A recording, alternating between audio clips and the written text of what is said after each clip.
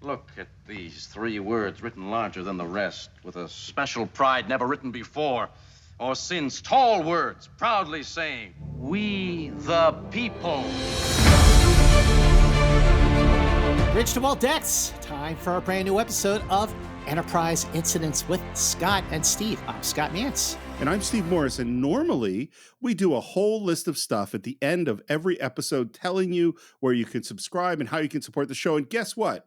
We're going to do it right at the beginning of the episode, which is because it's so important. We get so many great comments on Facebook and on Twitter about why are there not more subscribers to this show? Well, you can help us out. First of all, by subscribing either on Apple Podcasts or on YouTube or anywhere else you can get your podcast. And more importantly, please leave a review on Apple Podcasts. Absolutely. I mean, we love the comments we've been getting. And for everyone who said, wow, you should have more subscribers than you have, you should have more listens than you have, believe me, we completely agree. We love doing Enterprise Incidents, and we are so grateful for everyone who's been with us from the beginning when we started with The Cage more than a year ago. We are grateful to everyone who's come aboard Enterprise Incidents over the last year and discovered us along the way, most likely through Facebook, our Facebook page, Enterprise Incidents. So please make sure you check out our Facebook page, and please make sure you follow our Facebook page so you can be the first to see what's coming up on Enterprise Incidents and also see some like really rare photos and stuff like that. But we really, really do appreciate your support. And Steve and I love doing this podcast, but it is a lot of work. So Steve, how can Enterprise Incidents fans support us in other ways? Well, I'll tell you, the easiest way to support the show is right on the information of this podcast. Look at the text. The very first link says subscribe, and it'll take you to Anchor, where for as little as 99 cents a month, you can support the show. It makes a huge difference in us producing it. And the way we both think about it is just think about it as a tip jar. If you enjoyed the episode, give a click there, and you can help support Enterprise Incidents. And also, you can be sure to share Enterprise Incidents on your social media page.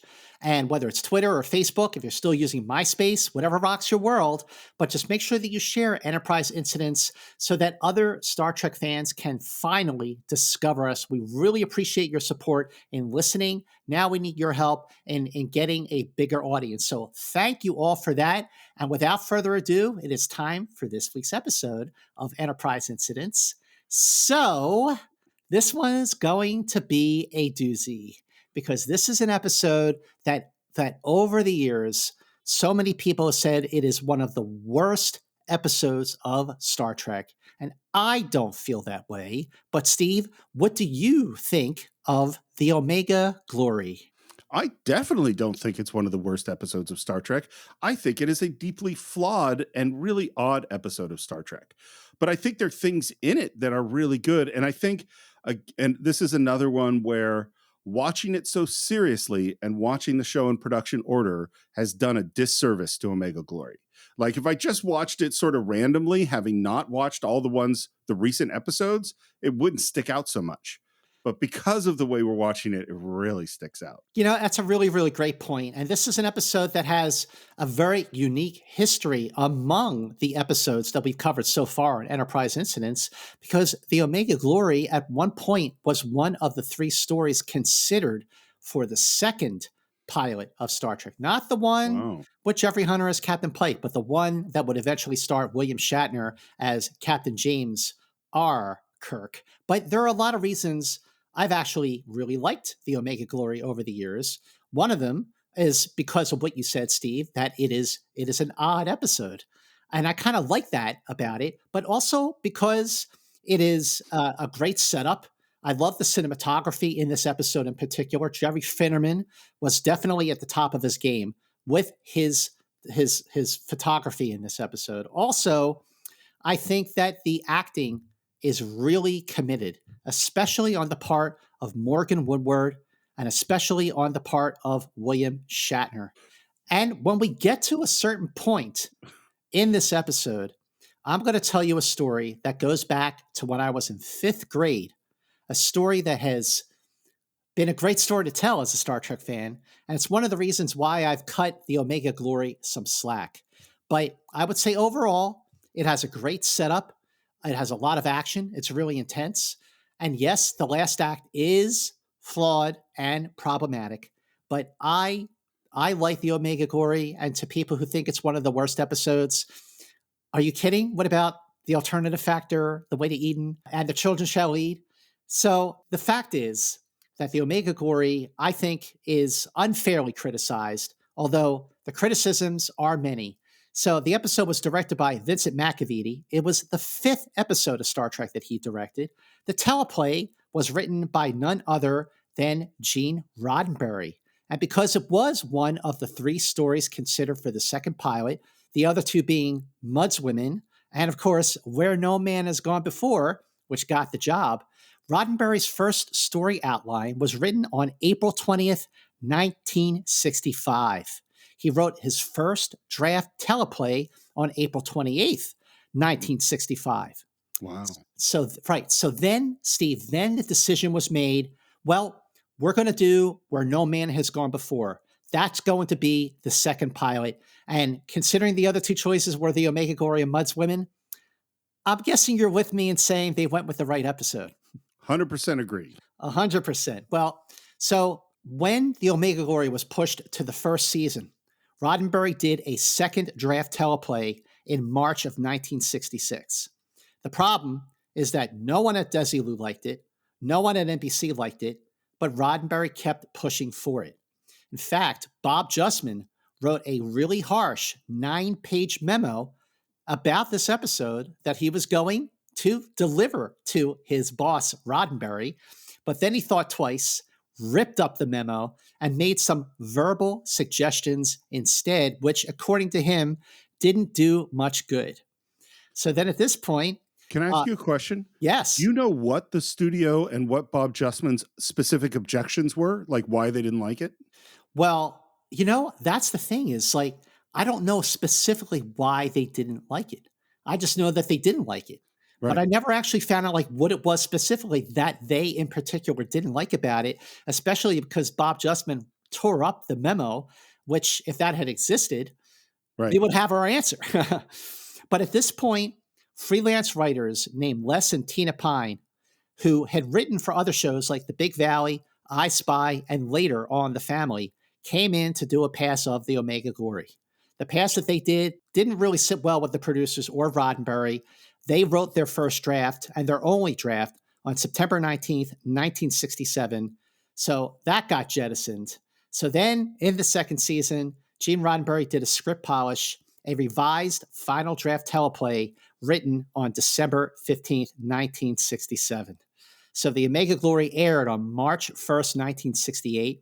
It was the 52nd episode to air, but it was actually the 55th episode to film when it was shot over 7 days, which meant that it went 1 day over schedule between December 15th and December 26th, 1967.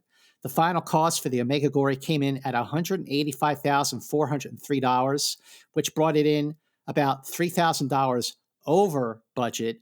And there was a partial score composed by Fred Steiner, and the music that he composed was all that Star Spangled Banner stuff. But otherwise, the rest of the music was tracked. Would you like to know some of the things going on in the world while this was being filmed? Let's hear it. So the first one, which is just really tragic, is on December 15th, Silver Bridge in Point Pleasant, West Virginia, collapsed. Oh. Totally without warning, the middle of rush hour.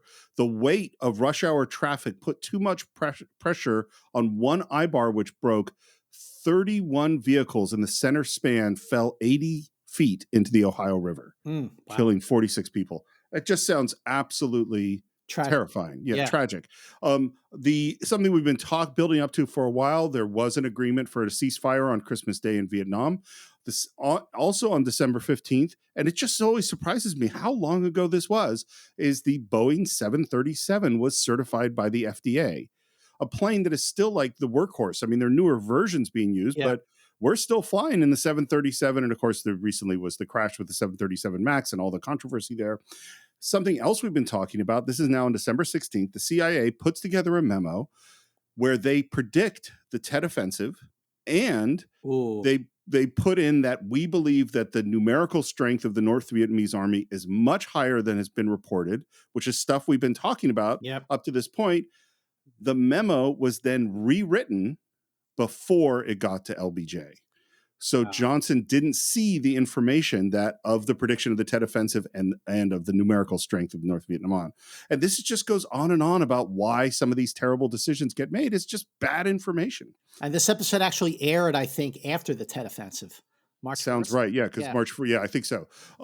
So this, if we lived in Australia, this would be very common knowledge, but I had never heard this before, which is on December 17th, the Prime Minister of Australia, Harold Holt, went swimming in the ocean near Portsea, Victoria, and someone watched him swim out, and then he never came back. Oh. And his body was never recovered. The assumption is he just drowned. And there, by the way, there was a book that came out in 1983 that said that he was actually a Chinese spy and that he was picked up by a Chinese submarine off the coast of Australia. Oh, that sounds crazy. It is crazy. There's no evidence that this is true at all. Just this is a really interesting story. On December 20th, Jim Garrison filed more charges in regards to the conspiracy to kill Kennedy. Mm-hmm. That first heart transplant that we discussed last week. Yep. Unfortunately, the guy passed away 18 days after surgery. And at first they thought it was organ rejection. And then they discovered, no, it's just pneumonia, which meant that really the surgery could have worked. On December 22nd, one of the most important films in the history of cinema was released. Mike Nichols' The Graduate was in cinemas on December 22nd, 1967. You can listen to the deep dive of The Graduate on the Cinephiles with Steve Morris and John Roca. Thank you very much for the plug. I wasn't going to mention it, but yes, it's a really good conversation. Thank you so much for bringing it up. On December 23rd, Lyndon Johnson makes a completely unannounced visit to the troops in Vietnam. This one is really scary and relates in a weird way to a Star Trek episode, which is on December 24th. The People's Republic of China tested a thermonuclear missile. They shot it up. It went off course.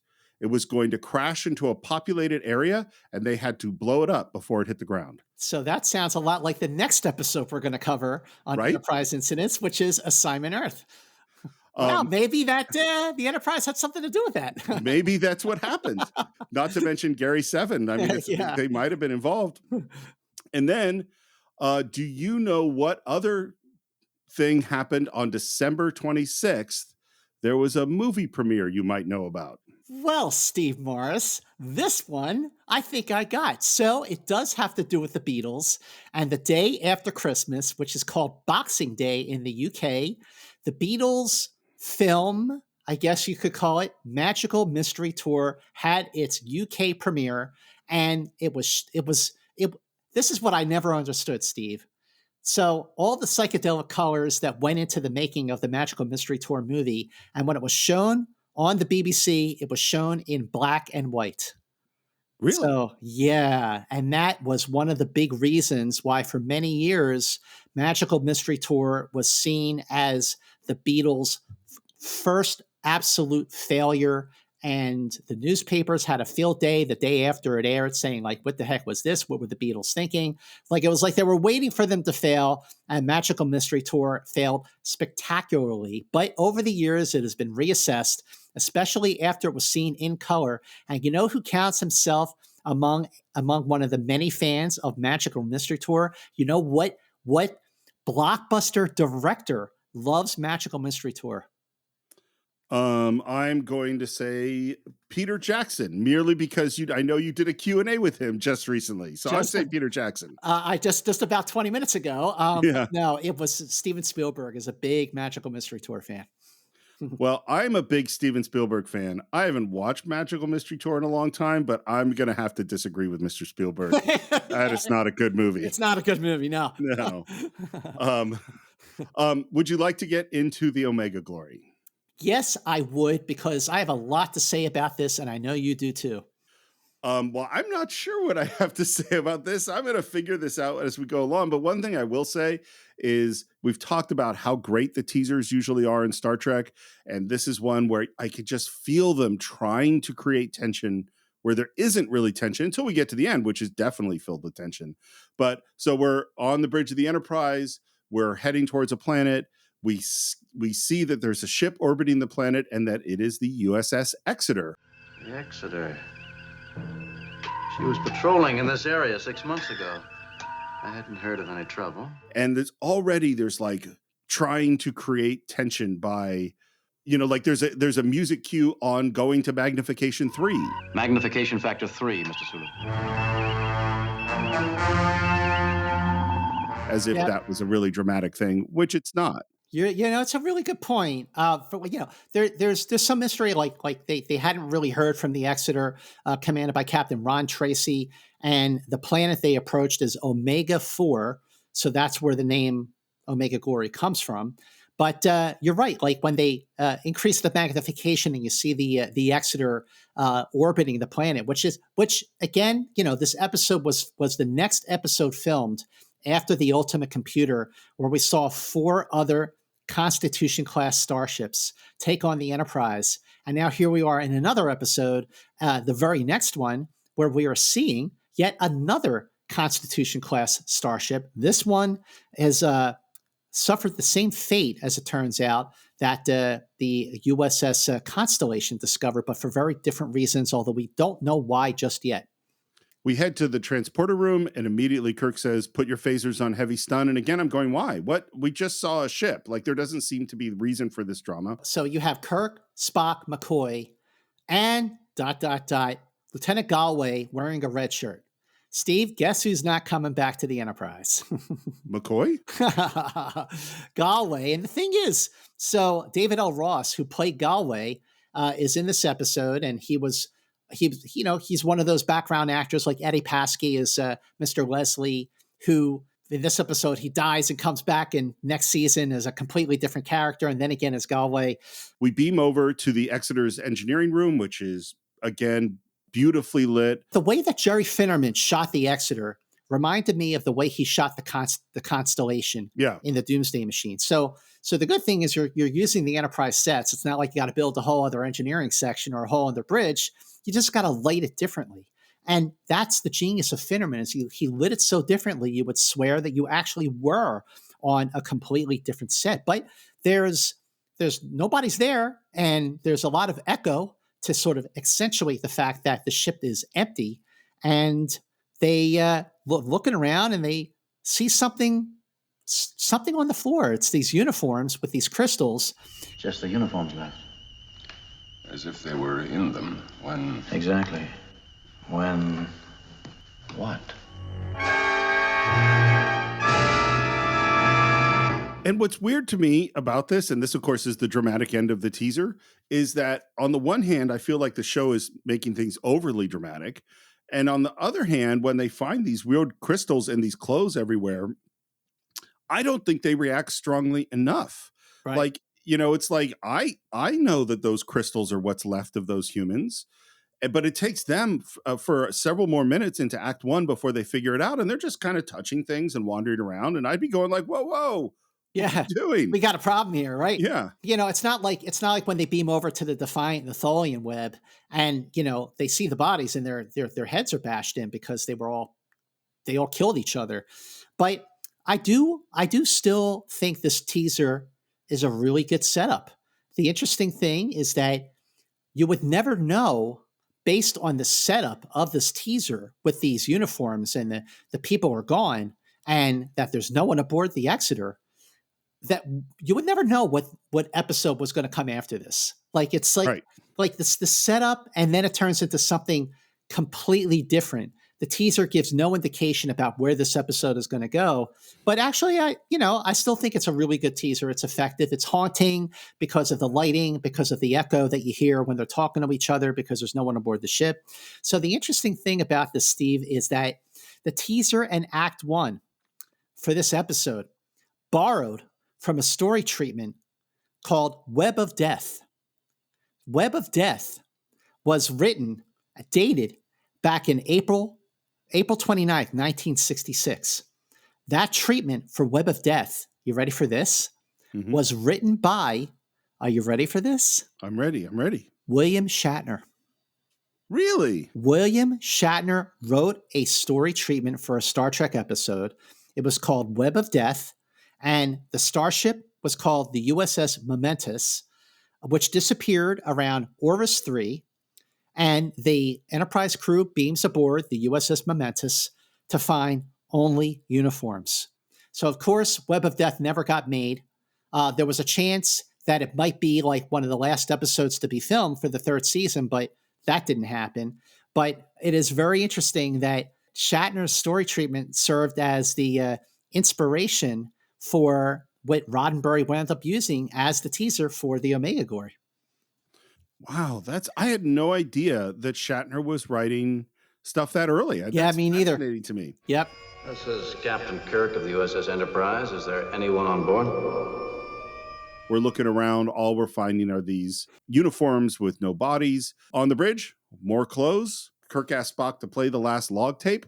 And as he's doing this, McCoy starts listing the chemicals that he's finding in these crystals. And it's very obvious that Spock is listening and understands what this all means. Right. These white crystals, that's what's left of the human body when you take the water away, which makes up 96% of our bodies. Without water, we're all just 3 or 4 pounds of chemicals. Now, that's as dramatic as that is. That's not actually true. No, it's not the true. 96% is a bit, I would say that McCoy overplayed his hand just a bit. The actual figure of water making up a human body is closer to 60%. But what's also interesting about this episode is that in the 1965 version of the script that Roddenberry wrote, the Exeter was not the Exeter. It was called the USS Argentina. And the Enterprise helmsman was a Lieutenant Richard Raintree.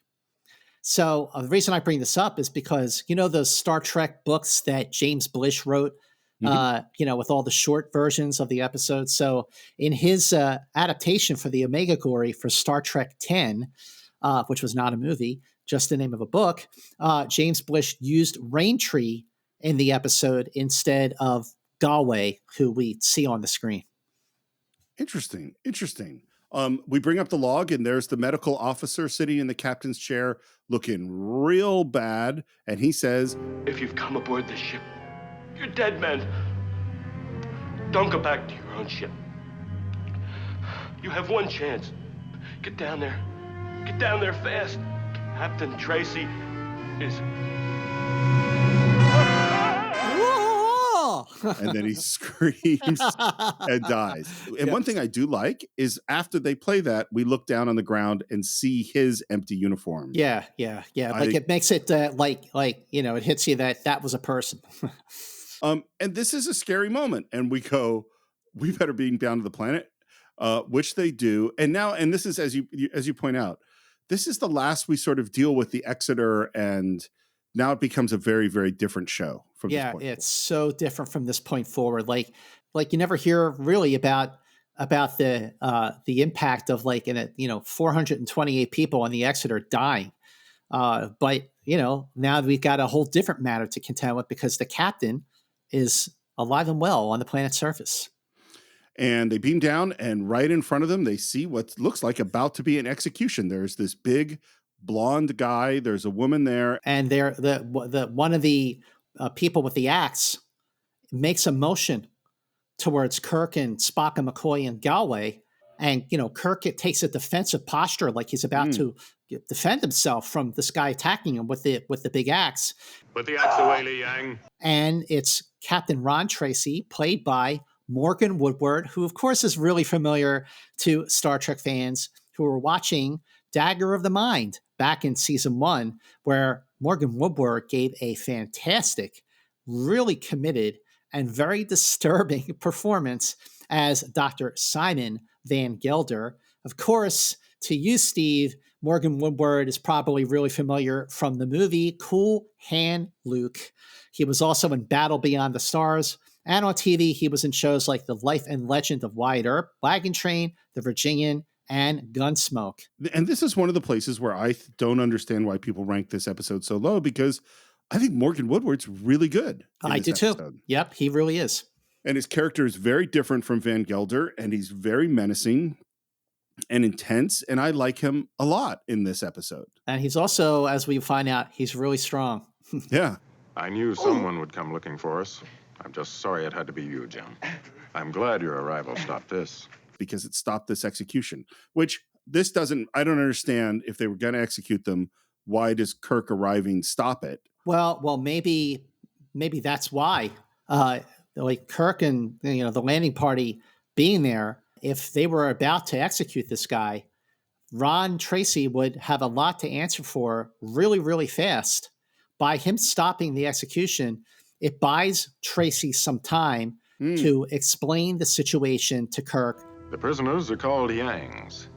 Impossible even to communicate with. Hordes of them out there.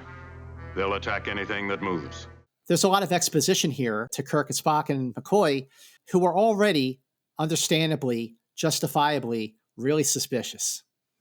Well, and they're suspicious for several reasons. The first one is that Captain Tracey is obviously involved in the society. The second one is the natives mention fireboxes. Interesting that the villagers know about phasers. You were left alone down here, Ron. What happened? Our metascanners reveal this planet is perfectly harmless.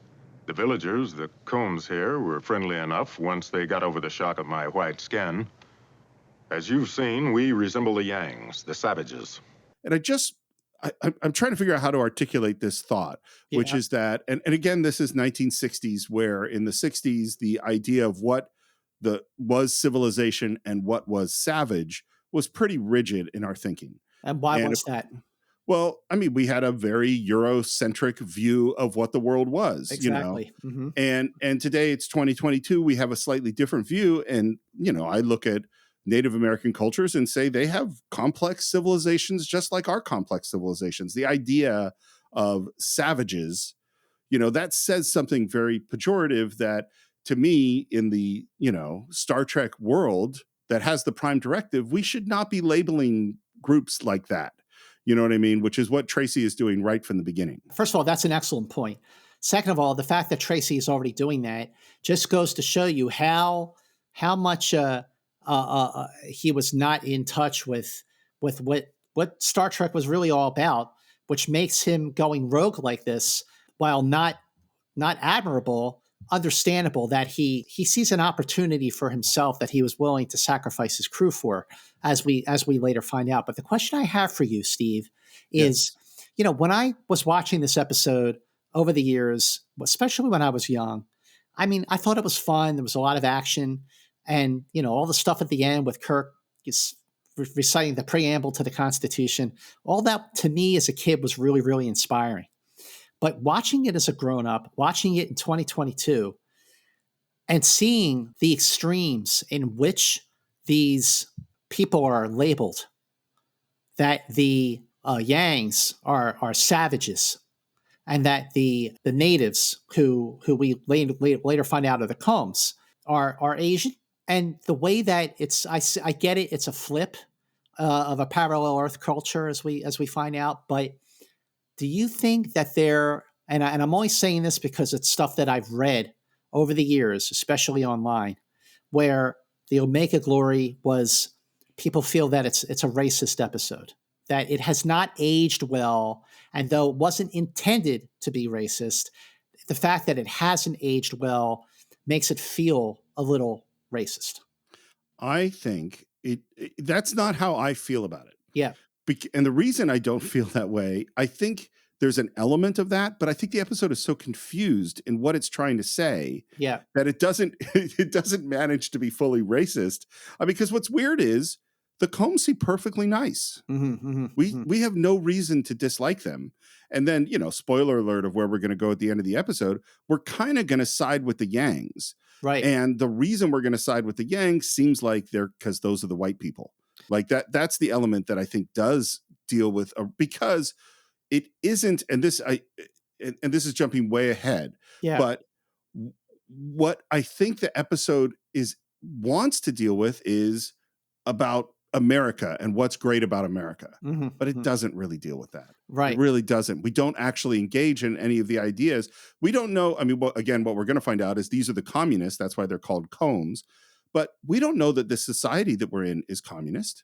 Right. We don't know anything about. They just seem nice. Yeah, They seem nice and peaceful. That's all we know. You know, the Combs are Spock makes the connection to communists, but we don't know enough about them to say, oh yeah, they're definitely commies. But at the same time, I think that to label it, and I'm just going by what I've read, and I certainly see that it hasn't aged well, and I do agree with that.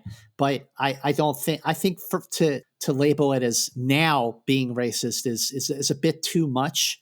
But I understand it, but I don't see it that way. I feel the same way you do. I can totally see how one makes that conclusion. Yeah. Because the thing about the Combs, they don't really speak, and they just get kind of treated as objects, and then they are rejected. Right. They don't have a lot of agency. So I totally see the point.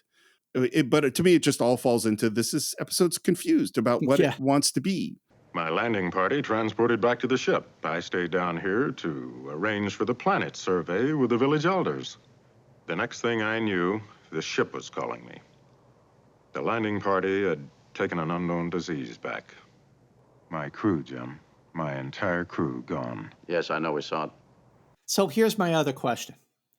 If that had not happened, if Tracey's crew didn't take the disease back with them to the Exeter, killing the entire crew, do you think that Tracey still would have gone in the direction that he goes in this episode? Do you think that he felt like, well, I have no way of getting back to the Exeter.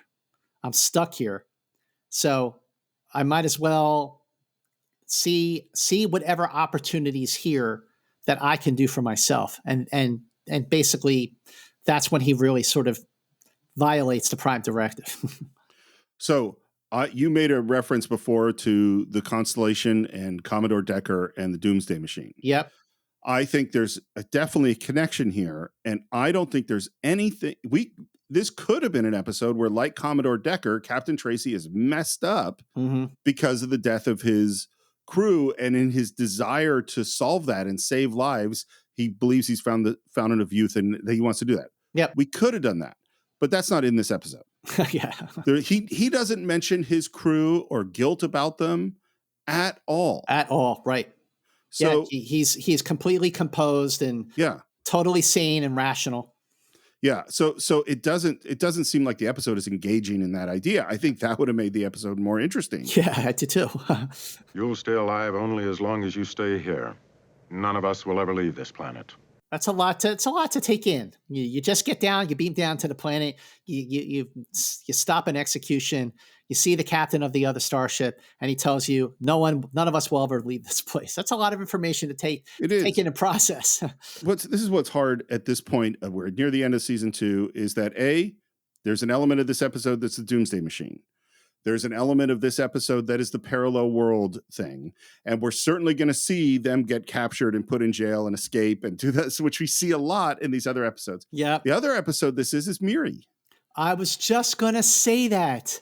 When you said that there's a lot of other episodes here, Miri definitely is one of them. Right down to McCoy doing research to try to find what the cure is so they can go back to the Enterprise.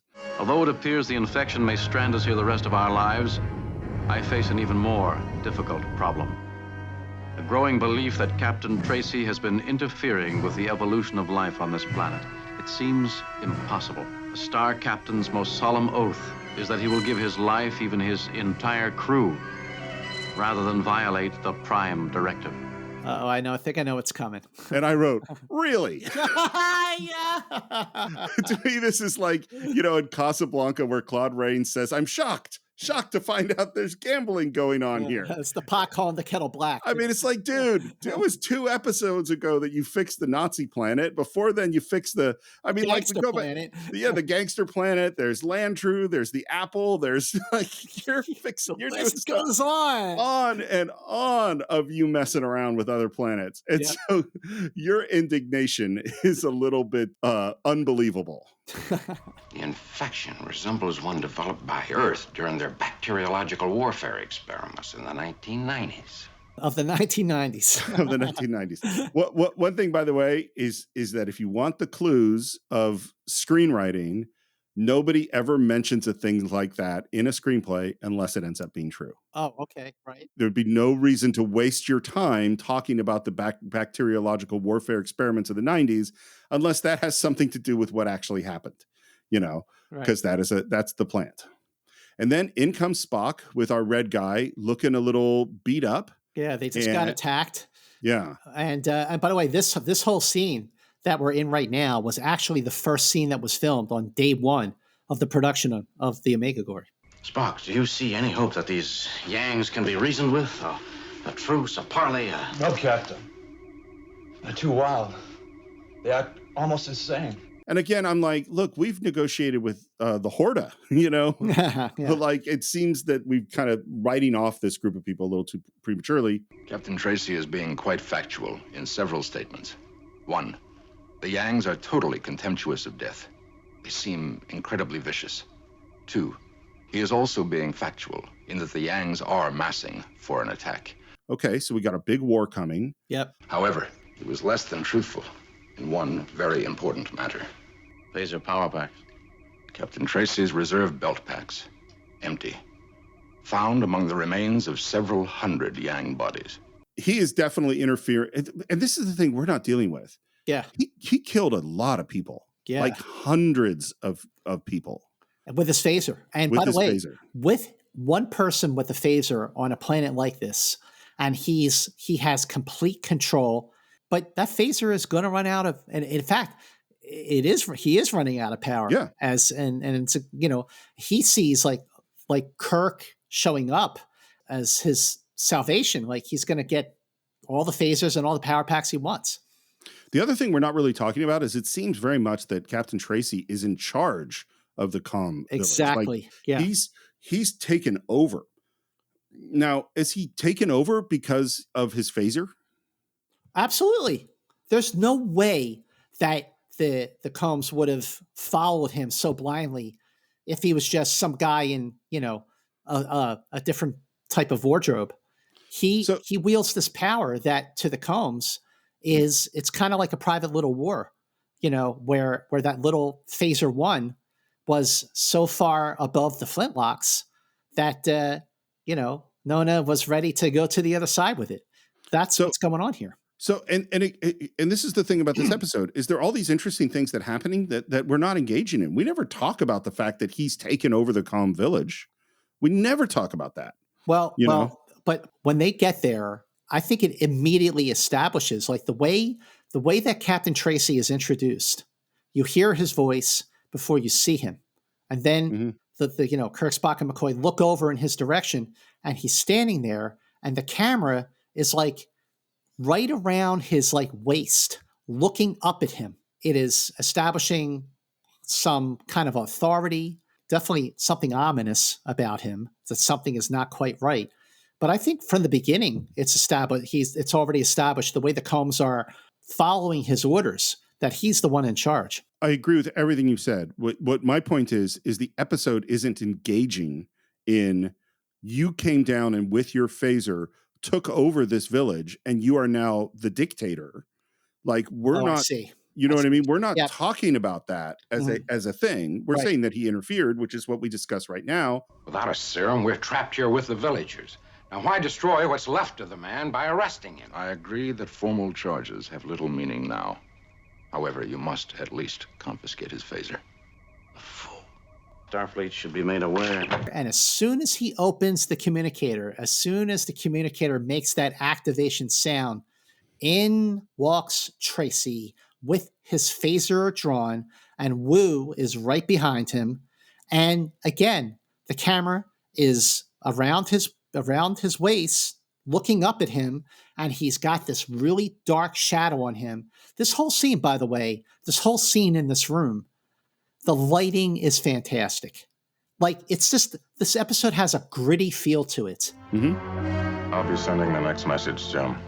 And there's Galloway, injured. He goes to slowly reach for his phaser, and Tracey, without any remorse, any hesitation whatsoever, fires his phaser, disintegrating Galloway, and then turning the phaser back on Kirk. And that is a hell of an end to Act 1. Again, I think Tracey, the performance is great. I think he is super menacing. And I also think, unlike Doomsday Machine, it just seems like Captain Tracey's a bad guy. Yeah. It doesn't seem like Captain Tracey is dealing with his grief, or that he passionately believes in this Fountain of Youth thing and saving lives. He has no motivations other than he seems to be a bad guy. Yeah. You know, even though it sounds like he and Kirk were friends, or at least friendly before, that Kirk had a lot of respect for him. So that's weird. It doesn't quite all fit. You know, it's interesting. Like, after watching Court Martial and after the discussion we had last week with the Ultimate Computer, when Dave Rossi, our guest last week, asked, why are they choosing Kirk for this mission to test out the M5 computer? Kirk is still, as we've seen, and now here we're seeing another Starship captain who is clearly much older than Jim Kirk. So were they friendly? What was the camaraderie among all the captains? It does make you wonder, did they all have this camaraderie, or was there some animosity to Kirk because he got command of the Enterprise at such a young age? I wonder what Tracey really thinks of Kirk. It's a great question. We come back in Act 2. We're in the same spot. In come more of the Combs, who confiscate some of the equipment. And, you know, the more I'm kind of going over thinking about this issue of race, the thing, they really are treated just as objects. There are no personalities. They don't have characters. They're just there. And Tracey grabs a communicator, calls up to the Enterprise. Uhura answers. I'm afraid I have some bad news for you. Your captain and landing party must have beamed down too late for full immunization. They've been found unconscious, but I'm doing everything I can for them now. And Sulu leans in and says that he's in command, and he's, you know, the medical staff is ready to beam down. And as he's talking, you see Kirk looking at that communicator. Yeah, he's fidgety. He's like, just wants to grab it from him, which he does. And then he gets hit over the head by Wu, I guess, with the back of his axe. Well, but he does yell, Sulu. Sulu! And this is the thing. How many episodes have we had where Kirk was being held and the Enterprise was trying to figure out what to do? It's bread and circuses. It's piece of the action. It's a whole bunch of episodes where we've seen this. And for some reason, Sulu does nothing. Yeah. Yeah. He heard his captain yell, Sulu. Yeah. And then said nothing more. And is he just fine? I guess everything's okay. I guess Scotty was busy in engineering because he would have done something about it. Would have done something. Well, and we're not trying to solve the problem. There's just a lot of things that could be done that we're kind of not doing, you know. And now it's night. A guard moves by and Kurt catches his leg and is about to do an escape move, but nope, there's Captain Tracey. Tracey walks in with his phaser drawn. Like, without that phaser, man, Tracey is just like, he's got nothing. Kirk sits up, and much like in Obsession, when Spock and McCoy confront him about the choices he's made and read from regulations, Kirk now reads from regulations to Captain Tracey, who says, "Those were the first words duty required you to say to me, and you said them. You're covered. Now, suppose we go on to the next subject." Which is? Why? I think Morgan Woodward in this scene, in this whole episode actually, is great. But I like when Kirk says what he says, which is why. And he goes, good, direct, succinct. Yeah. And the answer is that there's no disease on this planet. And he asks one of the guys, one of the Combs, his age, who said, and this guy says, I've seen 42 years of the Redbird. Tracey explains that the year of the bird happens every 11 years, which means he's 462 years old and his dad is over 1,000. Basically, there's virtual immortality going on this planet, and Tracey wants to bottle it and sell it. Which goes into this, you know, what are the economics of Starfleet thing, or what are the economics of the Federation thing? But because obviously still at this point, we can still make some money on some stuff. I think there are 3 different episodes here, and I wish they had picked one. There's the, whatever it was, Web of Death or whatever, the Shatner idea, which is similar to Miri, but like of this, you know, disease. Yeah. There's the rogue guy on the planet who's interfering because he thinks he's found the Fountain of youth. And then there's this parallel Earth thing. Yeah, you're right. And I think if we had picked a lane and just explored this guy who, like, and you could make him I could save millions of lives if I can isolate this thing, then he has a positive motivation rather than just being a bad guy. And it would be a more interesting episode, I think. Here's what I'll say about you have three different stories going on here, and you're like, why couldn't they just pick one? Or they could have had someone come in and do a rewrite to make it all come together where the whole is greater than the sum of its parts. That's what happened when Dorothy Fontana came in and did a complete rewrite of Lawrence Wolf's script for The Ultimate Computer, because originally The Ultimate Computer was more focused on Daystrom and the M5, and it was Fontana who made it more about Kirk and the relationship between Kirk, Spock, and McCoy, while still telling a really great story about Daystrom and the M5. So what this episode needed was an absolute ace like Eugene Kuhn or a Fontana to come in and do a rewrite, to bring it all together, to make it all work. So one story is complementing the other instead of, we're telling this story, now we're telling that story, now we're telling that one. Couldn't agree more. And I go back to something I said a long time ago, which is I think that the best Star Trek episodes have an interesting science fiction idea, a real sense of adventure and thrills, and they're personal. This episode's not personal. No, it's not. Is that what if Captain Tracey was Kirk's mentor? Right. What if this was someone he really looked up to? What if you give Tracey a more positive motivation to save lives rather than I want to make money, and don't have him such a bad guy, and then he could maybe persuade Kirk a little bit. There you go. There you go. That's the thing. That what if like in Patterns of Force, we find out that John Gill was Kirk's instructor at the Academy. Right. What if there was a mentor relationship like that between Tracey and Kirk? That would have raised the stakes on a more personal level and made the episode better.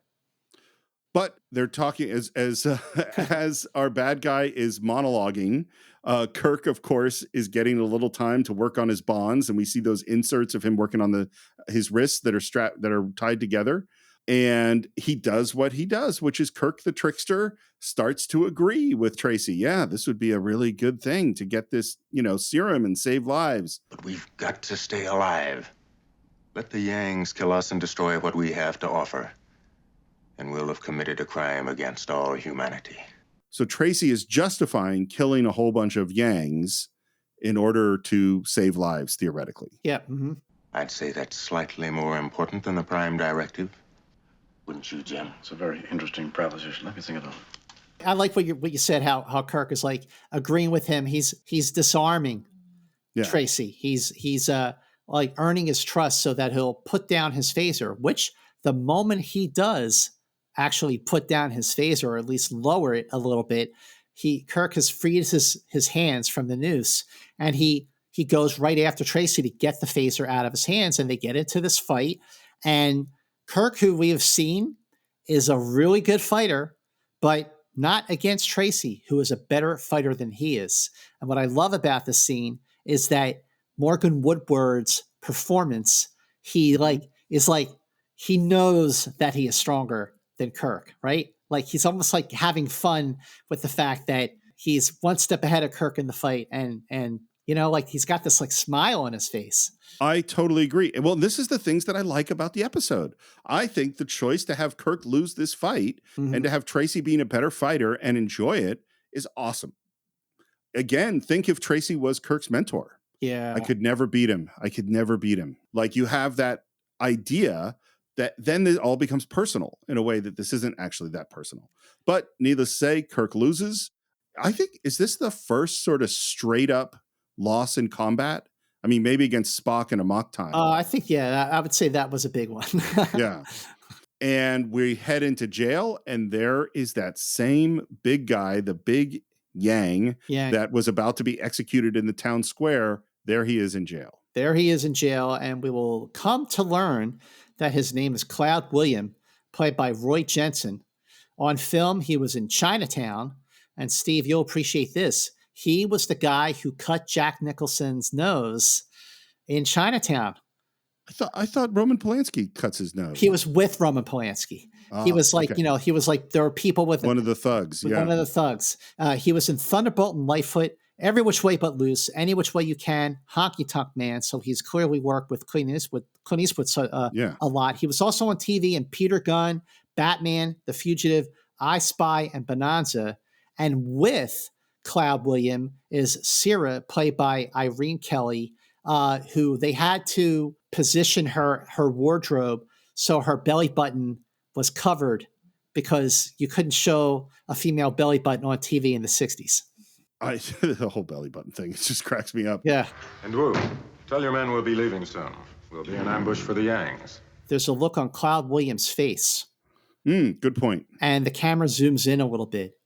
And that's the first indication that maybe the Yangs aren't as savage as Tracey has made them out to be, because there's a sign of compassion and worry on on this guy's face when he hears that the Yangs are going to be ambushed. And then the Cloud William is lunging at Kirk through the bars. Animals who happen to look like us. Still think the Prime Directives for this planet? This is where I just don't think this makes sense. Tracey saying, do you think the Prime Directive applies to this planet? Because he sees the Yangs as acting like quote unquote animals. And it's like, well, the whole point is that you can't judge the other society. You don't know anything about the Yangs. You know what they're like in battle. You don't know what they're like with their families or what their culture. You don't know anything about them. I don't think we have the right or the wisdom to interfere however a planet is evolving. Again, that goes back to what you said. He's done that many times already, but it's okay. Yeah. Kirk believes that he has the wisdom. It's so interesting because this is one of the big Kirk to Picard changes of the Kirk believes he knows what's best in the end. And Picard believes that he's can't decide for other people as much. That's right. That's a big difference between the two. And it's a difference between the 60s and the 80s and 90s, you know, or today. And then they put Kirk into the cage with Cloud William, and they immediately are into a fight. And they're into a fight with the music that, of course, will be really familiar, because almost any time after a mock time that there was a fight, whether it was Bread and Circuses or Games of the Triskelion, they would use that music from a mock time during the fight. In fact, they used it so much that when you get into the third season, you never heard it again. It's really, I think it's too big for most of the fight here. Like, because that music is so powerful and dramatic. And I think one of the things that happens in film, if you have music that's too big or too dramatic, it actually has the opposite effect, is that it makes the scene less dramatic. Yeah. Good point. Because the music is going beyond it. By the way, I know that I believe the longest fight in Star Trek in the original series is that long one on Shore Leave. Yep, that's right. Almost 5 minutes. But this episode might have the most fighting of any episode. I agree. There is a lot of fighting in this episode. You've got you had the fight in the room with Tracey and Kirk. You've got this fight now, and you got another fight with Tracey and Kirk, and then you got another fight with Tracey and Kirk. Yeah, you're right. There is a lot of fighting. It's a lot. And Kirk is getting choked, and we cut away from that to the lab where McCoy makes a move to grab like a weapon thing, and the guard watching him, isn't going to let him get away with it, and he picks up a glass as if that's what he was reaching for in the first place. That's a really good scene, by the way. It's good. It's totally well done. Really done. And again, the lighting and the direction of it, McCoy rather, he goes for his medical pouch. The sword comes down, and the guy's like, And by the way, that guy's a good actor. Like, as they're because actors who can, without a line and with just a look, hold space and have some power in a scene, which he totally does. He totally does. That's a good actor. Yep. Don't they ever rest? Not that I have observed, Captain. Of course, should they wish to do so, one could always rest while the other keeps you occupied. Thank you, Spock. So I don't know how long Kirk has been fighting, but it seems like it's been a long time. And Shatner Shatner's commitment in this episode is great. It's a very physically demanding role. I don't think there's stuntmen. I don't think he's doubled in this episode. Yeah, if there's a stuntman, I can't find it. This doesn't play well for me at all. Please tell me why you want to kill me. Good, Captain. Try to reason with them. Actually, this is a really good scene because as Kirk is fighting Cloud I Williams, don't think it's a really good scene, but I think there are good things in the scene. I'll put it that way. I think it's a good fight scene because the dialogue with Spock trying to diffuse the situation and provide some levity with Kirk's responses, but the way that it's 2-on-1 and as Kirk and Cloud William are sort of circling each other, Sarah is sort of like backing, moving up against the wall and then to the gate of the cell. And when Kirk finally gets the upper hand, flipping Cloud Williams over, and she's shocked. And then Spock the way he just kind of like reaches over and gives her the famous neck pinch, and then she falls to the ground, passes out. So Cloud Williams is looking at Kirk like, wow, he really got me. And then he's looking at what this other guy did to the girl. And he the camera zooms in on him like he's put in his place finally. Well, and he shows compassion for the girl. Yep. Which again, this idea of they are quote unquote savages, it's like, well, that's clearly not true. And this is a key moment that I do love that's important for Star Trek, where Kirk says, Pity you can't teach me that. I have tried, Captain. We go back to McCoy, and there's just a little bit where a woman brings him some food, and at first he doesn't notice her, and then looks up and notices that she's beautiful and smiles. And by the way, her belly button is clearly visible. Yeah, it is. And for that one moment, it is. But then in the next scene, her hand is covering her navel at this point. Yeah. Back with Kirk and Spock, Spock says that he's loosened one of the bars and that maybe their bars are as old. I can't even get at it. They'd be on me in a moment. Keep talking, Spock. Don't let me doze off.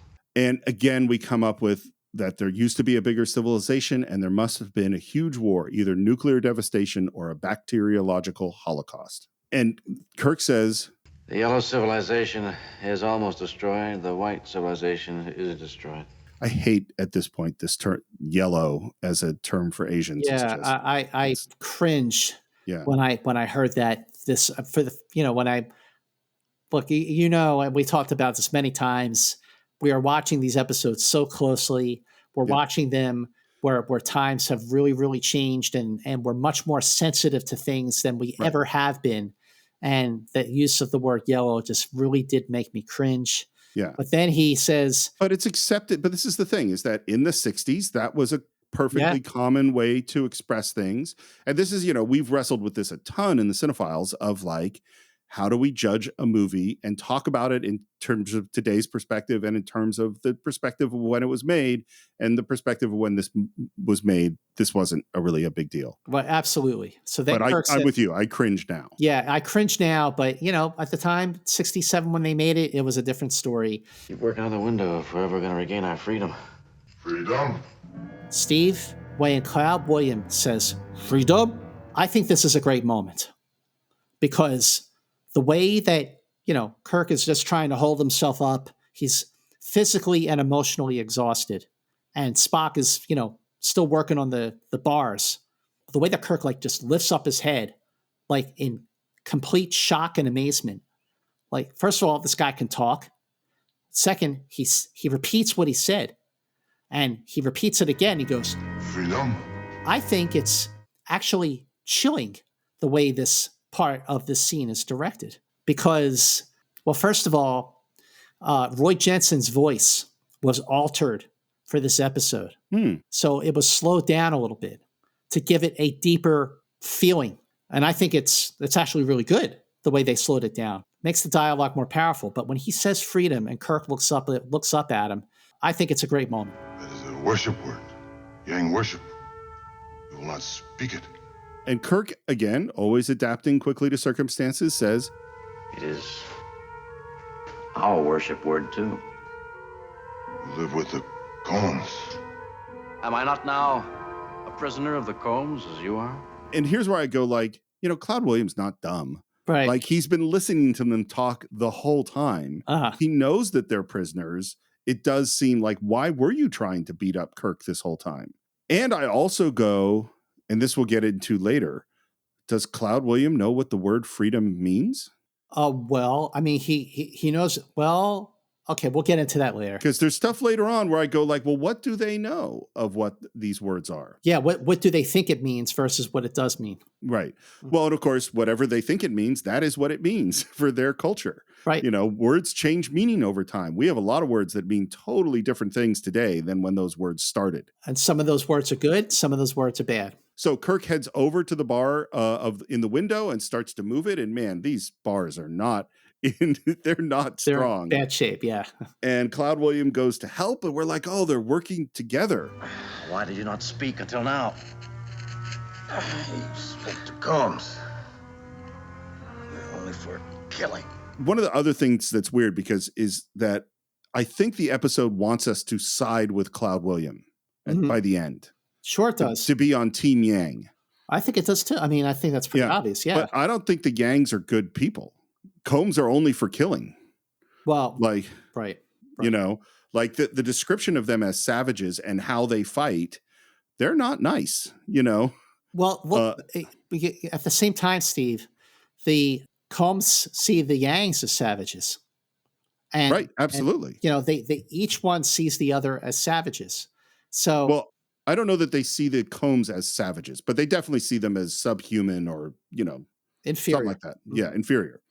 And we get one bar out, and Kirk turns around and yells to Spock, "Spock, we'll have you out in a minute." And then boom, hit over the head by Cloud Williams with that bar. Again, Kirk really goes through the ringer in this episode. Yeah. And then Cloud Williams just rips the other bar out. I mean, it's just like nothing, which as a kid, I thought was really cool. And looking at it now, I'm like, yeah, come on. It's Act 3. Kirk wakes up, rubbing his head, asks Spock, how long? 7 hours and 8 minutes, Captain. That's a long time. So the window was wide open. The Cloud William and the woman are gone, and for 7 hours and 8 minutes, nobody noticed. Nobody came in to check on them. No one checked on them. No one saw the outside of the building where the bars were now gone. That's a good point. I mean maybe they were distracted by the Yang attack, I guess is what we could say. But at some point, don't you think Tracey would have come back to see how Kirk was faring against this guy? And now, you know, we basically figure out how we're going to get out. Spock neck pinches another guy. We go to McCoy, and now McCoy gives us the exposition on what happened. It was a biological war. The virus does still exist, but over the years, nature has built up all these immunizing units in the food and the water and the soil. The war created an imbalance, and nature counterbalanced. By the way, this always reminds me as people talk about with climate change and with all the things that are happening, pollution on our planet, and like we're destroying the planet. And it's like, no, the planet will be fine. It will adapt to all of this. Whether or not we get to continue living on the planet, that's the issue that's going on and what it'll be like. Well said. Yep. There is a disease here, something that affected the Exeter landing party and us. That's right. These immunizing agents take time, and that's the real tragedy. Had the Exeter landing party stayed here just a few hours longer, they never would have died. So they can leave anytime they want. They're fully immunized. And then we talk about this idea of, well, but Tracey says that this is what makes them live longer. And McCoy's like, no, they live longer because it's survival of the fittest. It's natural for them. Yeah. Which I also go to, why didn't Tracey have this thought? He knows that Vulcans live 2 to 3 times as long as humans. It is this whole thing, the whole foundation of Tracey's, I guess you could say, mutiny in some ways, is or the just the complete disregard for the Prime Directive. The way he sees this as an opportunity, like he sees that there's virtual immortality going on here. But didn't it ever occur to him? And this guy got to be longer. They just live longer because that's just the way it is down here. And again, the actor is great. Yep. You know, yeah, it's just the material that he has is really, really flawed. I do like this McCoy. It's a good McCoy moment. Now, if you want to destroy a civilization or a whole world, perhaps your descendants might develop a longer life, but I hardly think it's worth it. So Spock has figured out how they're going to signal the ship, and they're about to do it. And then a phaser hits the machine he's working on. Spock gets knocked back, and there again, Tracey entered just like this before. Now he's entered again and shoots something, looking even more crazed than he did the last time. Well, now he's looking crazed like he did as Simon Van Gelder in Dagger of the Mind. But yes, so there was an attack by the gangs. And the way that, again, this episode was filmed in 1967, in December of 1967. And the way that Tracey is describing... They sacrificed hundreds just to draw us out in the open. And then they came, and they came. They drained 4 of our phasers, and they still came. We killed thousands, and they still came. What does that sound like? Well, it's funny. I think you're saying that it sounds like Vietnam. That's exactly what I'm saying. Yeah, that's not what I think of, but I totally understand why you say that. What do you think of? Gallipoli. Oh, okay. There you go. Like, just because of the way the way warfare has changed, this sounds like a frontal assault with a lot of mass against way superior weapons, that it's kind of hopeless. And also, this episode aired in March of 1968, which was after the Tet. Right. Where they came and sacrificed thousands, and they still came. I mean, the episode became pretty timely in just a couple months after the episode was filmed. And then Kirk tries to explain. We can beam up at any time. Any of us. You've isolated the serum. There's no serum! There are no miracles! There's no immortality here! All this is for nothing! Do you think Tracey buys any of this? Nope. He's gone. Tracey's like off the deep. He's gone off the rails. And he makes Kirk go outside, and it's empty. And I think actually they make a positive out of their lack of extras. Oh, right. Yeah. Where is everybody? Yeah, because everyone's gone, and we hear the drums, and it's very menacing and scary. By the way, those drums, the sound of the drums, really makes this, I think, a really effective scene. Yeah. Like this. No, I agree. There are some good moments in the Omega Glory. It's not like bad, like people say. I think it is. It's exactly that. It's that it's good moments that don't hold together right. Yeah, yeah. Tracey is an interesting bad guy, and you have interesting moments, but at the end, you're like, well, what was this about? Right. Yeah. I want 5 phasers. No 10. With 3 extra power packs each. It's a lot of firepower. Yeah. Yeah. Kirk calls the Enterprise.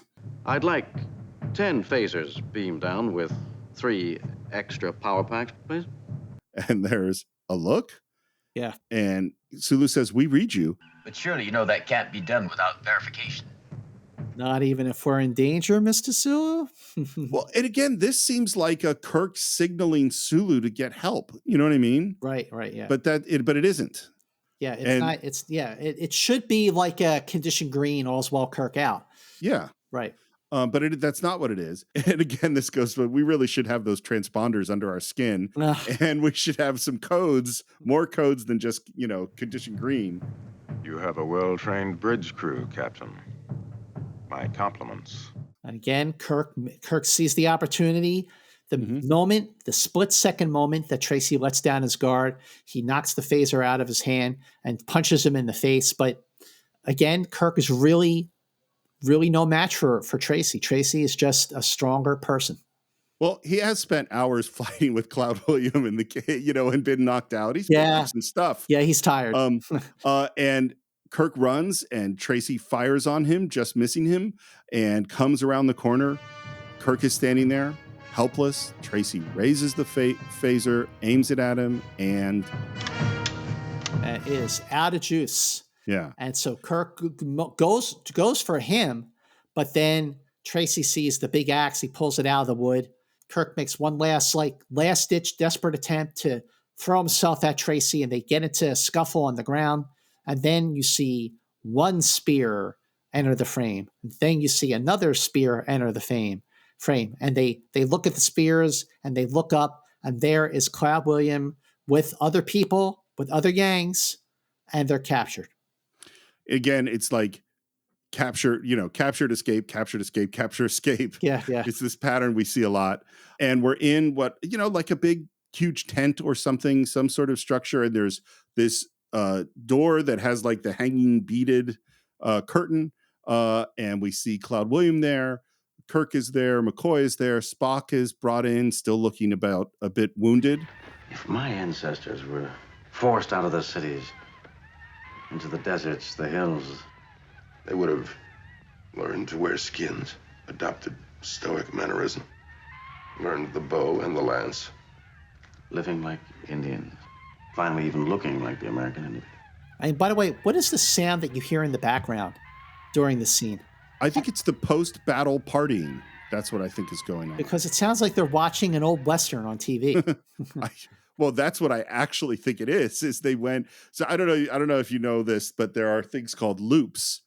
And loops are just sound effects or walla. Walla is people talking where it's not articulate. Mm-hmm. So like a restaurant noise or a crowd or things like that. That's called walla. And so these were called loops because it was literally, you picture a piece of magnetic tape and it was literally a circle of tape. So you put it on the player and it would just play the circle over and over and over again. And, you know, all the studios had these loops and you go like, well, I need some Native Americans dancing loop. I need some rain. I need some this. And I think this is just the, you know, old Western loop that is playing in the background. You know who else used loops?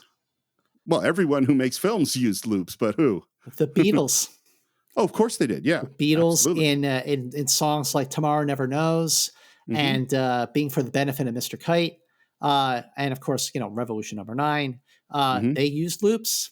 Sure.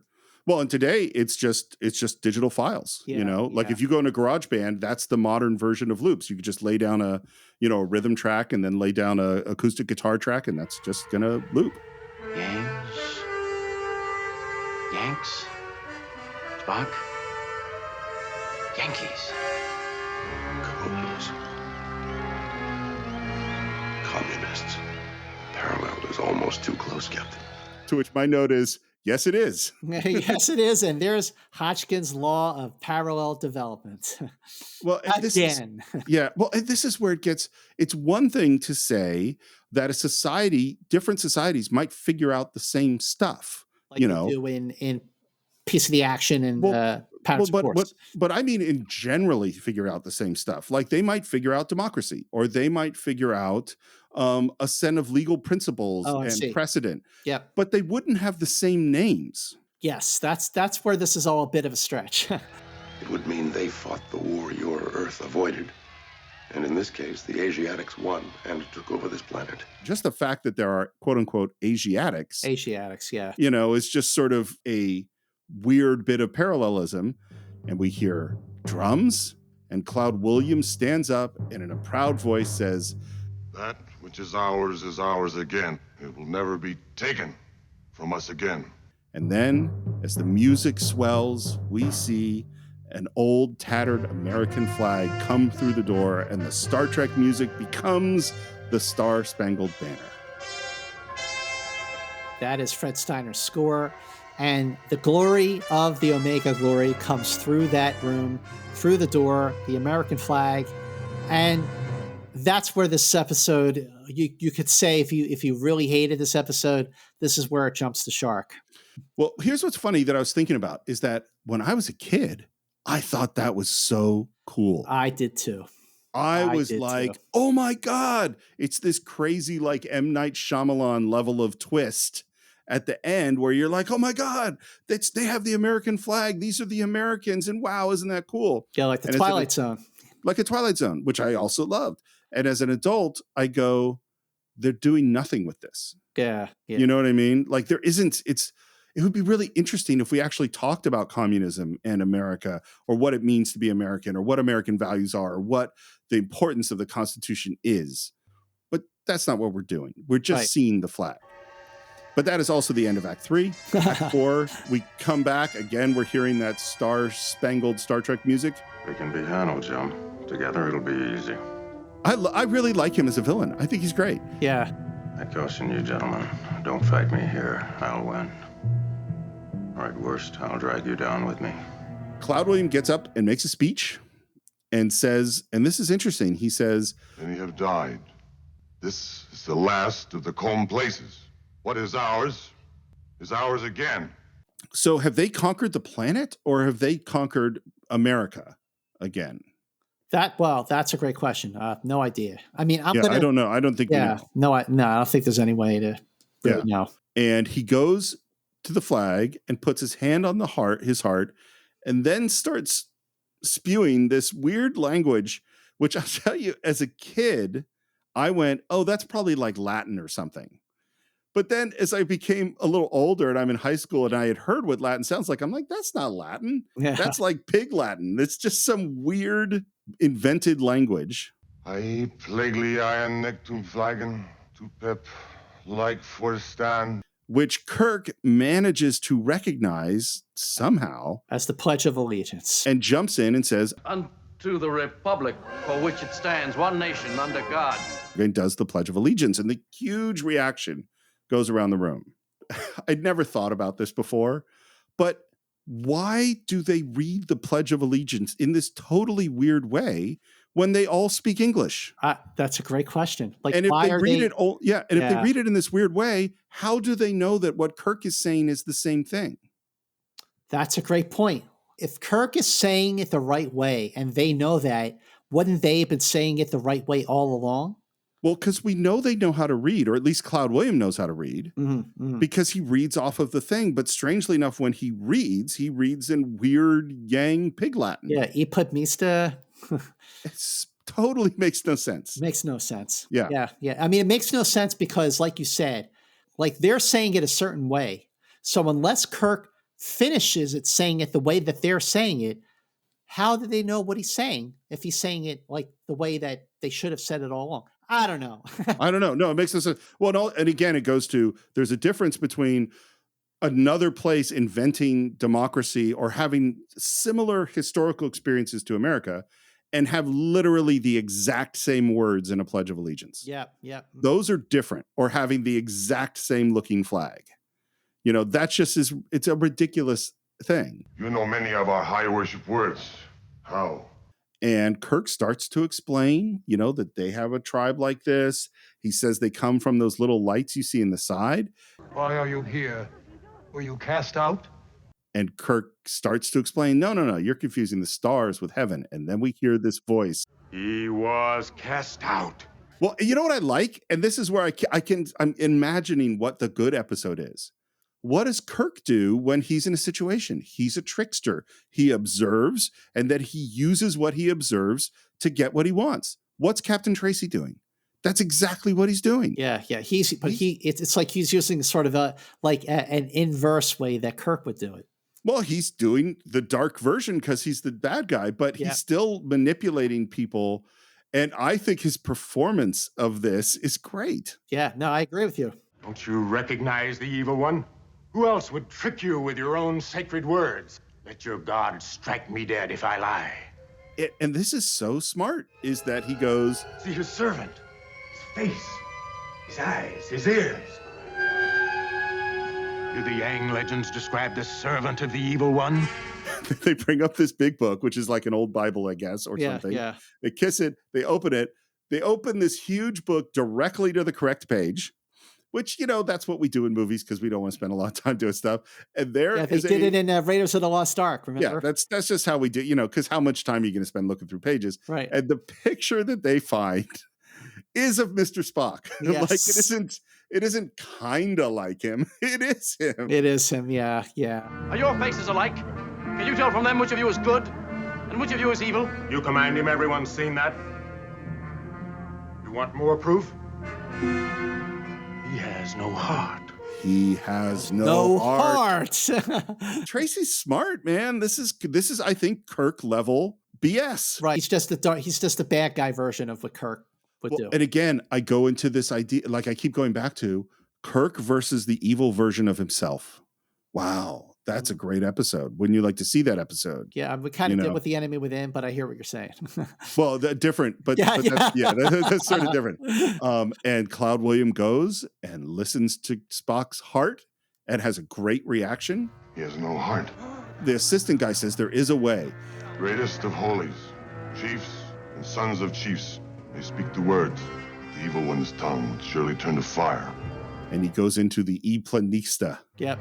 E Planista, Norco, Forcom, Perfectunum. And Kirk's going, it sounds familiar. How does that sound familiar, by the way? I never understood how that could sound familiar. Well, this is why when I was a kid and I had in my head that this was Latin, I was like, oh, Kirk speaks Latin and he's translating. But then once I went that it's just gobbledygook, no, it doesn't sound like it doesn't sound like we the people at all. He fears to speak them, for indeed his tongue would burn with fire. Force him. Kill his servant unless he speaks. And a knife goes to Spock's throat, and I love Nimoy's kind of look with the knife in his throat. It's like, is this really happening? Yeah. He's like, oh, God, here we go. Okay. There's a better way. Does not your sacred book promise that good is stronger than evil? And for some reason, the woman whose name I don't remember pipes up at this moment and says, yes, it's written. Finally, Syrah says something. She says, something. Yes, it's true. Good shall always destroy evil. Which, by the way, this is where, I know this episode was $3,000 over budget. I would just cut her. I don't have her in the episode. She doesn't contribute almost anything. Save you probably $500 or $600. Well, she was the one in the cell with Cloud William when they were fighting Kirk. But I know, but it could just be Kirk fighting with that guy. Yeah, that's true. Yeah, I mean, I don't think you would have missed her. And I'm thinking, like, as we have this idea that, first of all, the idea that good always triumphs over evil, that is obviously not true. Mm-hmm. And the Yangs just spent how many generations because they lost the big war, So clearly that doesn't make sense. But we go, okay, we're going to do it. And we start with that knife going into the floor. It's a great shot. It's well framed. And Cloud Williams says, the fight is done when one is dead. What's different about this fight is that, so you're going to have Kirk and Tracey fight each other, but their hands, their wrists are tied together. Mm-hmm. So it's not like they have freedom and mobility to move about the room. They're stuck together. And before the fight begins, Kirk looks at Tracey like, don't do this. Tracey is looking at Kirk like, you're dead meat. Yeah. They're not on the same page here. By the way, the thing I said a minute or two ago about good not always triumphing over evil, it suddenly occurs to me that McCoy's next line might be where I first learned that lesson, because McCoy says, I've found that evil usually triumphs, unless good is very, very careful. That's a great line, isn't it? It really is. And it really, I just had this recently. There's so often where people are trying to put ethical reasons or causal reasons why non-causal things happen. Like, this happened to me because I'm good, or why did this happen to me because I'm, right. Like my aunt was the sweetest, most perfect, wonderful, good person. As far as I know, she had zero vices, just did great work in the community. And she got cancer, horrible kind of cancer. And I'm talking to my uncle who says, why is this happening to her? She's such a good person. And I'm like, because it has nothing to do with her being a good person. Yeah. Good has nothing to do with whether or not you get cancer. Good and evil, who wins and who loses, they're totally disconnected. And maybe that lesson started with this line from McCoy for me. That's a great line. Yeah. I like this fight. I think they do a really good job of making a really interesting fight with them tied together. And again, it seems to be both of them the whole time. Yep. We gotta do something. I'm open to suggestions, Doctor. And then we're going to get just a dumb Spock uses his superpowers to mind control the woman to get her to... Where did that come from? Like, of all the things, Steve, that you and I have talked about in the evolution of Spock and discovering new things about him, whether it's the neck pinch or the mind meld or the third eyelid or his ability to touch a wall or a rock and influence the person on the other side. Now he's got this like look that gives him this power of over the mind, and it's never used again. It's the way it's directed is actually really, really well. The way that Vincent McAvee directed it with the eyes and all that, and the music, the Vulcan music. But it just was one of those. It felt like a plot contrivance more than anything. Well, when you're the writer and you're doing this thing because you couldn't figure out how to get out of the situation you wrote yourself into, and so you give Spock bigger powers than he had before, That's not good writing. Right. And I agree. You know? I agree with that here. But the music is building. She is going to the communicator. The communicator is opening. Kirk and Tracey are fighting.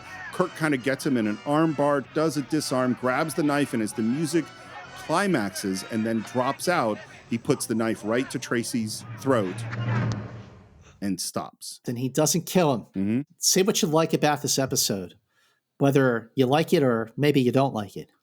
But the moment when Kirk has his chance to be victorious, and I just love the moment he takes the knife and the way he swings his arm all the way around. Like, it's actually really well done. It's totally well done. And Tracey looks scared. And Kirk drops the knife, or he doesn't drop the knife, but he takes it away from Tracey's throat and he, cuts off the noose on the wrists. But this moment made me think of the Gorn in Arena. Totally. No, I won't kill you. Yeah. This moment made me think of Spectre of the Gun when he was about to shoot Wyatt Earp in the face and he didn't. He chose not to kill today. And this kind of does tie into the Kirk that we love. I totally agree. And I keep going back to the making it personal, is that he really wanted to kill the Gorn. So when he chooses not to kill the Gorn, it's a big deal. Absolutely. Oh, he chased that ship. He chased that ship across the galaxy. He wanted to kill him. Yep, he sure did. You're right. We never get the sense that he actually wanted to kill Tracey. If this episode had been personal, and he was like, and even if at a point in the cell he said, the only thing I can think to do is to kill Ron Tracey. I'm going to have to kill him. Wow. And then he chooses not to kill him. Then it's more dramatic. But I totally agree. It's totally in the Kirk character and showing mercy. And then right at the same moment, here's Sulu and some more red guys. They beam down. He says, we picked up the communicator signal. And I'm like, what the hell have you been doing, Sulu? Like, what the hell took you so long? Yeah, come on, dude. Well, the communicator signal was because Spock had Sierra open up the communicator. No, I totally. Yeah. No, I understand that. Yeah. I'm just saying they knew where the communicators were. They probably could have figured out where our people were. What's taking so long? When you would not say the holy words of the evil Anista, I doubted you.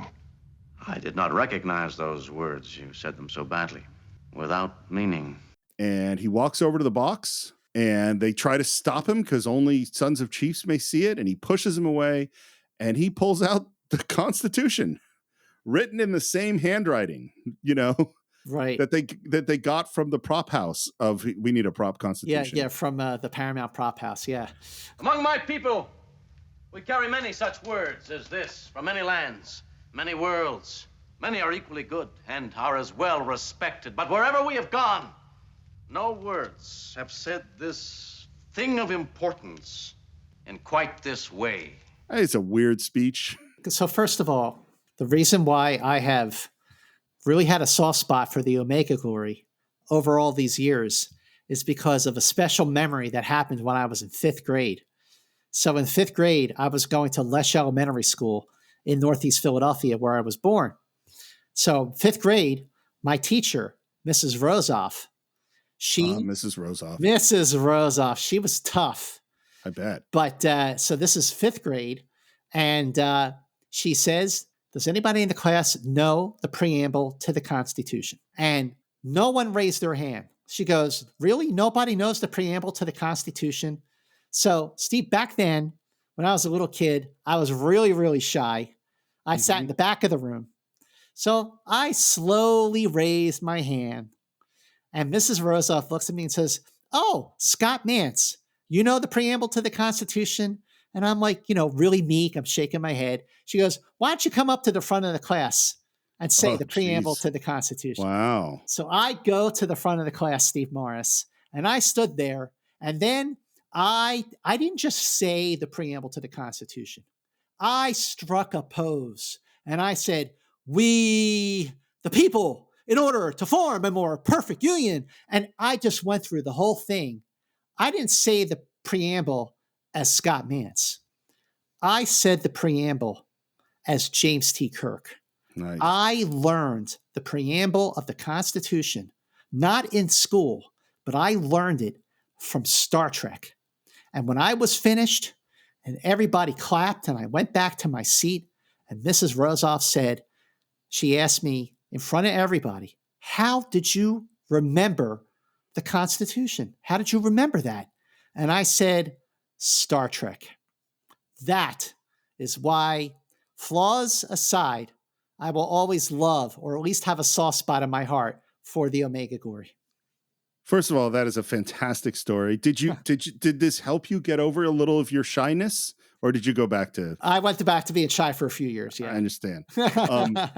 What's crazy is I too memorized the preamble to the Constitution at basically exactly the same time, but it wasn't from the Omega Glory, even though I watched it many times. It was Schoolhouse Rock. Oh, okay, yeah. Because in my mind, it's we the people in order to form a more perfect union. That's really good. That's how I learned it. So he talks more about this thing, and he talks about these words that are written bigger than the rest that say, we the people. That what you call id plebnista was not written for the chiefs or the kings or the warriors or the rich or the powerful, but for all the people. And this is where I go. If they only had the chiefs and sons of chiefs reading it, did they know what it meant? And what the hell did they make of Article 6 and of like all these things about, were they reading all these weird things about Congress and term limits and, you know, all that stuff? Is that what they were looking at? Because the Constitution is not scintillating reading exactly. But why do you think that this moment, like this fourth act of the Omega Glory, is the reason that people that there is a contingent of Star Trek fans who really hate this episode, and the reason they say is Act 4 really falls apart. Do you think it really falls apart in Act 4? I think it doesn't mean anything, because what's weird about this is we're not in. First of all, I don't think it should have been the preamble. As much as I don't want to mess up your moment in Mrs. Rozoff's class, which obviously is amazing, it should have been the Declaration of Independence. It should have been, we hold these truths to be self-evident that all men are created equal. And the reason is that I'm saying that is that the preamble to the Constitution is basically saying, hey, we're the people and we're forming this government, and this is what our government is supposed to do. Those aren't, to me, inspiring words. You know what I mean? Yeah. And they're not deep. Like saying that we're going to have a government, and it's going to have a defense, and it's going to promote the general welfare. It's like, yeah, that seems like what government should do. Saying all men are created equal and endowed by their creator with certain unalienable rights, life, liberty, and the pursuit of happiness, that's deep. That's about something important. Well, you know what I mean? But at the same time, I completely agree with you. But, they could have gone with the Declaration of Independence, but they went with the Constitution. Yes. And the words, we the people. We the people are great. I think that the criticism, especially the way that the Omega Glory has aged, the criticism leveled at the Omega Glory, particularly in Act 4, is that it makes the episode out to be so pro-American. Yeah. And I completely understand why people actually are against the episode today for that reason, because it's so pro-American. But I always saw it as just about these words and what those words meant. We the people. The way Kirk says they must apply to everyone or they mean nothing. I take the Americanness out of the equation and just look at the words, we the people, and the equality, and they must apply to everyone. That's where I think this episode does say something. It says it really late in the game. Real late. And it also doesn't say it with as much with the lasting impact that it really should, because there are things that just don't make sense, because it is a poorly written episode. No offense, Mr. Roddenberry, but I just think that ultimately what should stand out from this episode, despite its flaws, despite its unevenness, despite the way that it is, like you said, 3 different stories that don't really feel like a complete whole. But ultimately, that moment of they must apply to everyone or they mean nothing. Do you understand? I do not fully understand. One named Kirk. But the holy words will be obeyed. I swear it. I dislike the words. That's all. I do too. And this is where I go, because I keep inventing different episodes. So one episode is Kirk versus, evil Kirk with Captain Tracey. And one episode is like, well, if you move this to the end of Act 3 rather than the end of Act 4, and then maybe if this happened right before the big battle with the Combs, and maybe then if Kirk's saying this has to apply to everyone, leads them to make peace in Act 4 and create a bridge, well, then we would be exploring the meaning of the words. Yeah. Rather than just saying them at the end of the episode. Yeah, like it's the point is it's about the words. But by the time you get to that point, the episode's over. It's over, yeah. So this moment, which should have had more meaning, like that the impact should have, but like the takeaway should have been that these words must apply to everyone. And that the words, regardless of where they were written, whether it was the Constitution or something else, just the words themselves. But it comes so late in the game that I just think that ultimately the Omega Glory is an episode that is just misunderstood. And unfortunately, there are reasons why it is misunderstood, because it has its faults. But ultimately it's the words. And I just it's a shame that doesn't stand out more. I'm trying to figure out how to articulate this thought, which is because I think this comes down to one of the key ideas. And it's what Kirk says, when he says it must apply to everyone or it means nothing, is that the idea that you're carrying around a flag, but you don't know the meaning of the flag, or you're carrying around the Constitution, but you don't know what it means. I think that's a really important idea. And I think sometimes we get caught up in thinking America is special just because it's special. Yep. Mm-hmm. Rather than thinking it's special because of the values, because of the ideas. And that if you abandon the ideas, but still carry around the flag, that's not special. It's the ideas that make it special. And that these are just the descendants of Americans. They're not Americans. Right. I see what you're saying. They're carrying the flag, but the feeling in the episode is that, yay, the Americans won. That's kind of what it wants to be. Right. But I don't think we're there. I don't think we've gotten there because yes, Kirk says the words have to apply to everyone or they mean nothing, but we don't see them understand. But also, I think because of everything that has happened since this episode first aired in 1968, especially after everything that America has been through, really, since the Vietnam War, since Watergate, culminating with all the problems we've had over the last 5 years and how there is so much division and there's been so much imperialism going on, around the world in the last, 50, 55 years, American imperialism.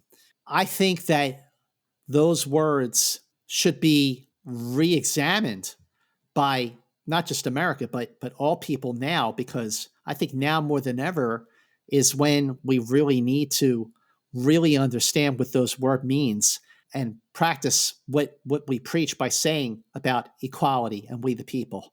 Because lately it certainly doesn't feel like those words apply to everyone. And right now those words kind of do mean nothing because there have been so many problems and because we live in troubled times and there's so much division, especially in America, that to take a good look at what these words mean, especially by the people running the show, wouldn't be a bad thing to really sit down and be like, okay, let's kind of get back to the basics here. Like, where did this all start? It started with these words. And I think to that extent, while Omega Glory hasn't really aged well, what it says, what those words say are more important than ever. 100% agree. The one last thing I'll say is there's the quote, and I cannot remember who it's from, which is the price of liberty is eternal vigilance. And I think we always apply that to looking outside. We have to be vigilant against the people coming to take my liberty. But I actually think it should be equally applied inside, is that the price of liberty is me being internally vigilant about my own behavior and my own value system to make sure I'm upholding my end. That's the other part it has to come from. And then at the end, we have the question of, well, Captain Tracey clearly violated the Prime Directive, but did we? And Kirk's response, when at the beginning he said, we swore we would die before doing it. He says, well, I just told them what their words meant. So that's not really violating. And you're like, oh, okay. Yeah. Well, it's like, no, you're still interfering. If the natural evolution of this society was they totally forgot what those words meant, well, that's where they went to naturally. So you are interfering. Well, I actually think I'm going to take Kirk's word for it on this one, just because there are so many completely implausible parallels to the parallel Earth thing, and Yeah. And I think that after Tracey, the way that Tracey really did deliberately violate the directive, and the way that the Yangs were completely misunderstanding what these words were, and Kirk is helping them see the light. If it leads to something good, I'm all for it. Well, this is there are two different discussions. One, does it violate the Prime Directive? Two, is it the right decision? I think it's probably the right decision, A, because it saved their lives, and B, because he told them good stuff. Right. But I still think it violates the Prime Directive. Fair enough. What did other people say about this episode? Well, before I get into what other people said, there is a lot more to be said about this episode. First of which, so let's say, Steve, it's March 1st, 1968, and you're watching the Omega Glory, okay? Mm-hmm. So the episode's over, then there's a commercial break, and then you come back to the ending credits. So, Steve, if you were watching the ending credits of the Omega Glory on March 1st, 1968, you would have heard the announcer say, Star Trek will come back for season 3. Wow. So stop sending those letters. Did they actually say that? Yes. They really said stop sending those letters? Star Trek will be back. Stop with the letter writing. I mean, I don't know the exact words, but it was announced during the ending credits of the Omega Glory that Star Trek will be back for a 3rd season. So the other thing is that the Omega Glory was the last of 9 episodes produced by showrunner John Meredith Lucas. Now, it's only 9 episodes compared to the full season and to the second half of the first season, the first half of the second season that Gene Coon produced. But John Meredith Lucas did a terrific job with these last 9 episodes, especially like if you look at like The Ultimate Computer, which he directed. So I think he did a great job, and I think that just like Gene Coon, John Meredith Lucas is another one of the unsung heroes of Star Trek.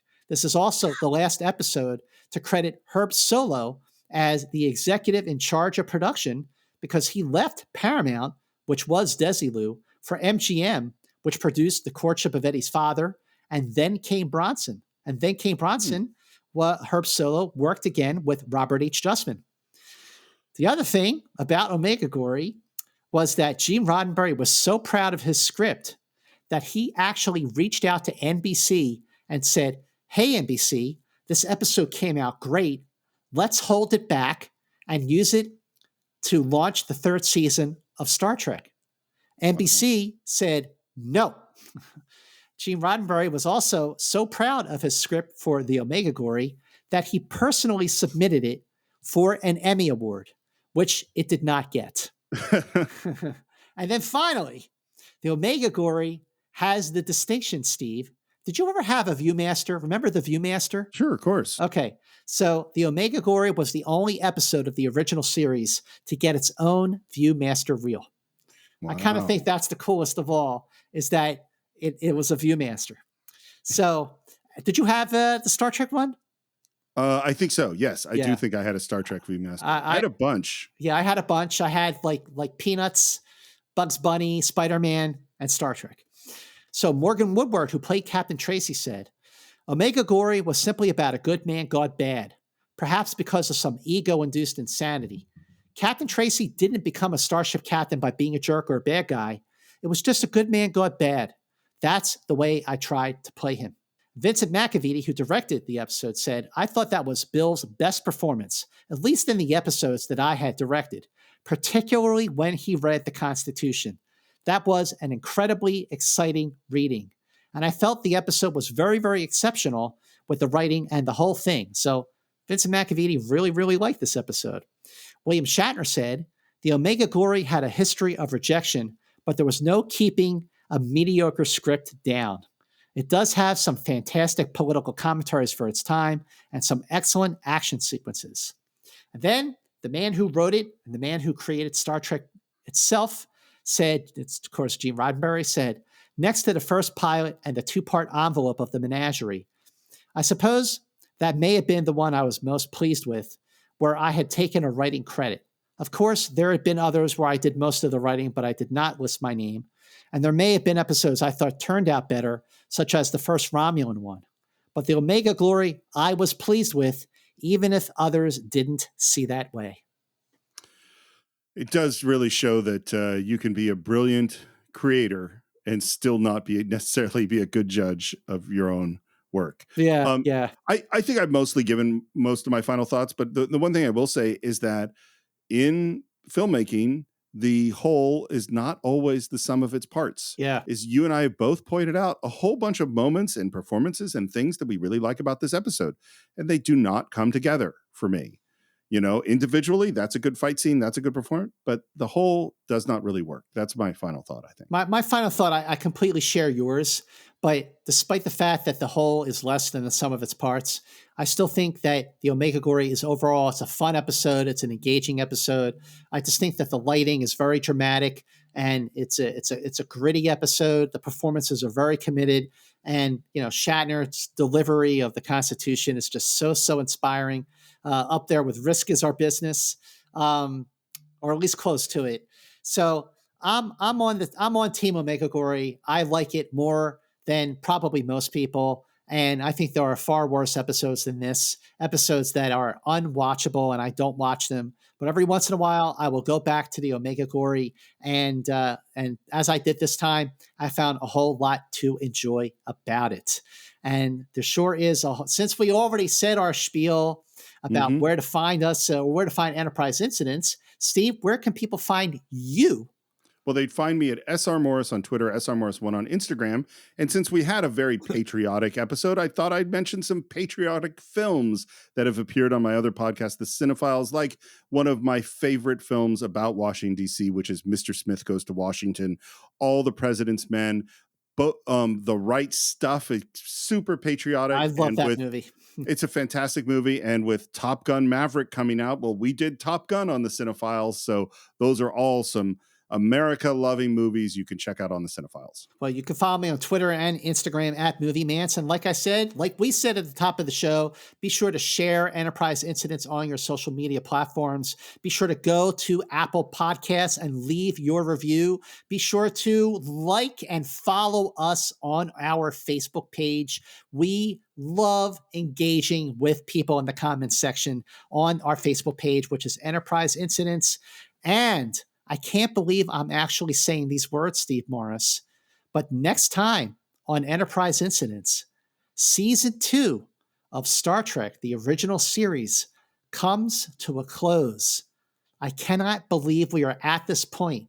We have reached the end of our second season of Enterprise Incidents with an episode that is really unique and special in its own right. It is Assignment Earth. Assignment Earth is next on Enterprise Incidents. So join us for the season finale of Enterprise Incidents next time. And until then, you know the words. Keep going boldly.